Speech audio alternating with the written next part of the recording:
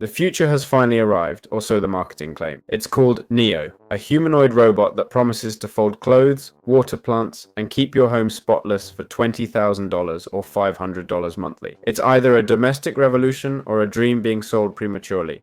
Neo is a humanoid robot standing about 5 or 7 inches and weighing 30 kilos, silent, with tendon-like mechanics and a washable cover. The concept is simple. It lives with you and handles household tasks. Battery life ranges from 2, 4 hours, self-charging dock, and 3 key functions. Chores, organizing, folding, storing dishes, watering plants. It's a companion with natural conversation, home awareness, reminders, and autonomy to move, recognize objects, and complete tasks unsupervised. The pitch is compelling. Go to work and return to everything done. Neo remembers where things are, never neglects plants, and improves weekly through model update. For elderly people or those with limited mobility, the potential is enormous. It offers both physical and cognitive assistance in one device with a friendly, non-intimidating design. If you consider time savings, the economics of paying for task assistance could make sense for some households or care facilities.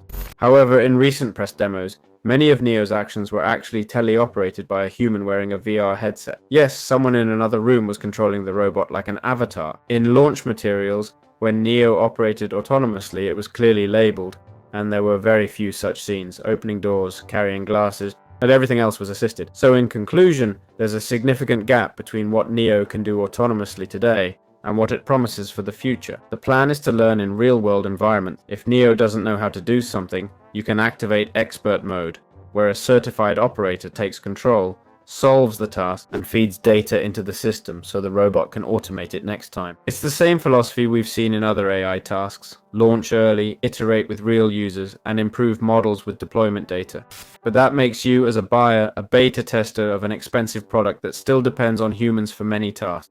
A teleoperator means someone sees your home through Neo's cameras. The company says operators are verified employees, that each session is approved and flagged, and that you can restrict areas or opt out of sharing for training. Still, there are reasonable questions. How is that data anonymized? What is stored and for how long? And what about errors in sensitive tasks like medication? So as we can see, the future is actually quite a bit further away than we're thinking. And right now, this robot, despite having the ability to move, even via a controller, is still far from being functional inside a home. It has a battery life of only 2 to 4 hours, which is quite short, requiring frequent recharging.